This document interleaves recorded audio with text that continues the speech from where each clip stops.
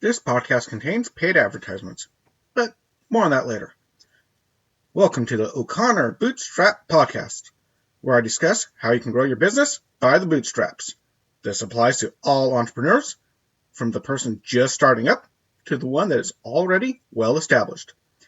My goal is to help you grow. I am your host, Isaiah O'Connor. Okay, so today I'm going to start with a new thing. Every week, my sponsor will be Audible, and maybe it'll be a couple of sponsors, depending on how much time I have and not have.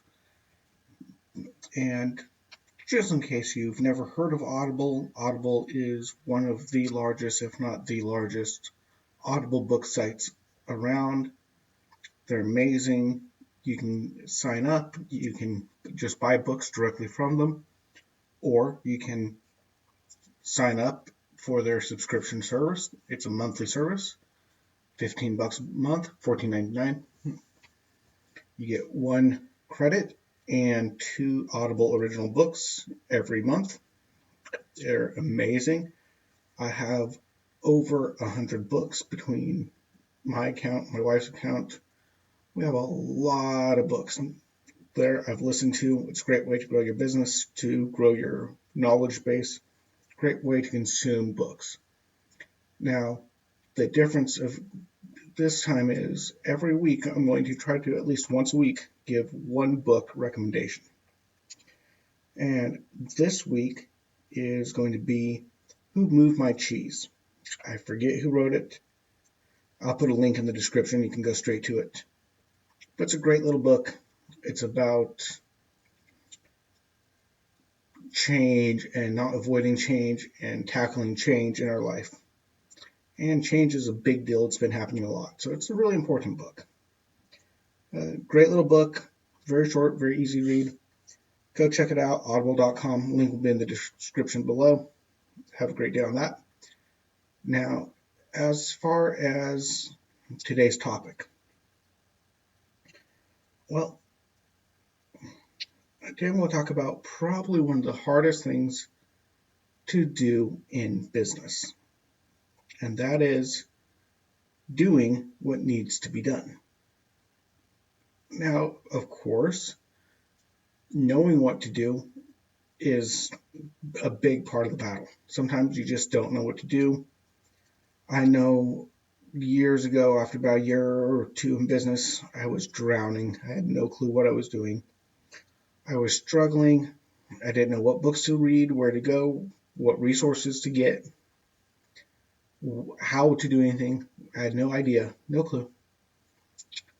And I sent an email after a friend was saying basically, help, I'm understanding balloons, but I don't know the business part. This is hard. This is a struggle. Help. And unfortunately, he was able to get back to me, but fortunately, I did come across help through training, through finding a couple of balloon groups on Facebook, finding a couple of mentors in the balloon business, and they got me started. And then I went ahead and back to that whole reading thing.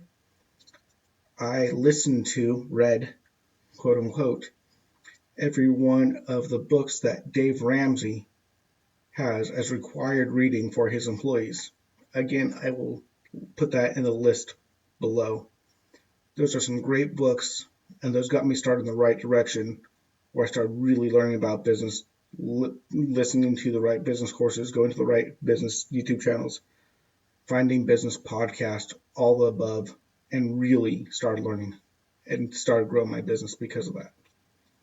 So yeah, sometimes it's just really hard to know what to do. But other hard part, and just as hard, if not sometimes harder, especially if you've been in business for a while and then you learn something new that you know will work, is doing what you know needs to be done. That is a lot of times the hardest thing to do, is to break bad habits and implement new things. For example, one thing I need to do better myself is when I get new clients and I help them out and they use my services, one really great thing to bring back clients is to follow up with them. Hey, how'd it go? Did you have a great time? Send them a thank you message. Send them a little quick video clip of, hey, by the way, thank you for using my service. I'm very glad you did. Have a great day. Just little things like that. Those types of things, those little extra touches can really change your business and do huge results. Just little things, follow up, telling your customers thank you for using your service, thank you for buying your goods, really show your appreciation, and it's amazing how that can really help your clients come back, return back, and they spread the word about you. Taking really good care of your clients is the best thing that you can do. So that's just one little thing. And I do try, and it's kind of hard. Sometimes I have a lot of third-party clients where I don't see the main client face-to-face. And of course, when I don't see the client face-to-face, I'm not in direct contact with the main client. I'm going through my third-party clients, which I do maintain a really good relationship with. Then it's easy to forget. And it's easy to get into the, I'm so busy with everything else, I don't have time to do something to go reach out and help out with this thing.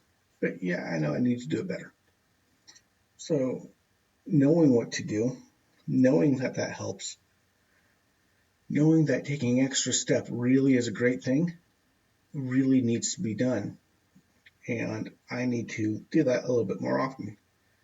And again, knowing what to do, I know now a lot about business. And since starting this podcast, I've learned even more. Because if I'm going to be talking about business, I do my research. I need to research and dig and learn more and start listening to other business podcasts and YouTube channels and following the business news a little bit more closely than I did before. So I need to do that just to keep up and have things of value to give to you guys.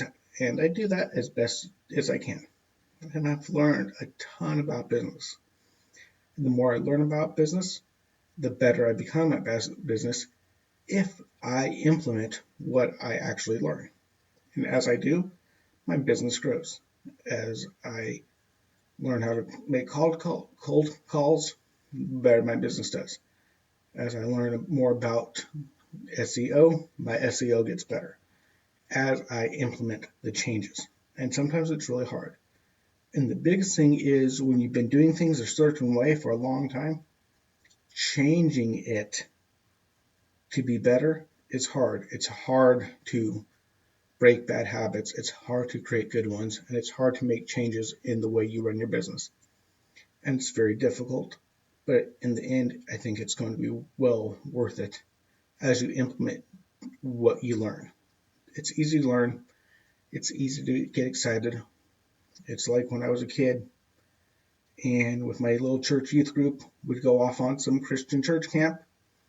And we get really, really excited at the church camp about church and God and stuff. And we come back to church and a couple days later, everyone's like, yeah, church camp, what was that? Oh, yeah.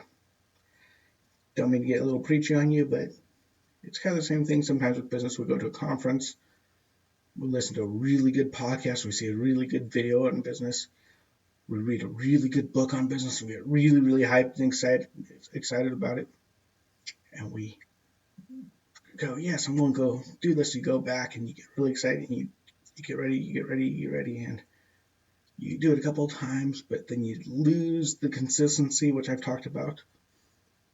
And it you don't get that new habit built, or you don't get rid of the old bad habit, and you don't do it. And then you see your business struggle because you're not doing what you need to do. And now it's even worse because now you know better, but you're still doing it, so now you're stuck. So you have to kick yourself in the behind and get moving. You have to implement what you learn. You have to do what it takes to make your business run. And sometimes it means breaking bad habits. changing the way things are run, redeveloping things, and pushing through. And it's really hard sometimes. Like I just talked about last podcast, or was it 2 podcasts ago, about rebranding. Sometimes you have to scrap some bad habits, some bad things that are not working, and make changes, and do what needs to be done once you know how to do it. And then knowing what to do comes the hard part, doing what needs to be done.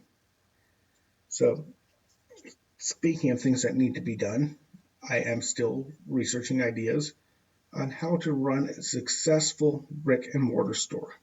We'll be doing a podcast on that pretty soon once I gather some information. And I would love to get some more interaction from you guys. If you can go to my Facebook page, I've got a question there I posted on the O'Connor Bootstrap podcast group. You can check it out. Come in. I'll let you in, and we can talk about what types of things you think could help a brick and mortar store stand out and draw customers in this age of internet, drone deliveries, COVID-19, all this chaos that's going on right now. It's really hard on brick and mortar stores, but I don't think they're going the way to the dodo quite yet. I think there's still a way to make them not just survive, but thrive and succeed. There's always a way to stand out and draw in customers. You just got to find it. And I've got quite a few ideas already, but I want to know what you guys know. I want to interact with you guys a little bit. So reach out to me, check it out. Love to see you there. Talk to you later. You have a great day. And I will see you next podcast. And hopefully I have more time to dig into something more deep. You have a great day. Bye-bye. Okay, just as a reminder, we do offer a free 1/2 hour, no obligation consultation. All you need to do is go to our website and contact us through there, or you can contact me directly at my O'Connor Bootstrap podcast Facebook group or our Atheoz.com Facebook page as well. And if you would like to support this channel, the best thing you can do, of course, is to like and share and subscribe. That helps the most. Or you can check out one of our affiliate links. And of course, I do have a PayPal and a Patreon account, and the links will be in the description below. Thank you very much. You all have a good day. You have been listening to the O'Connor Bootstrap podcast and Atheoz Business Solutions podcast. For other podcasts, past episodes, and related blogs, please check out our website at www.atheoz.com. That is www.atheoz.com or theoz.com. Until next time, I've been your friendly neighborhood entrepreneur, Isaiah O'Connor.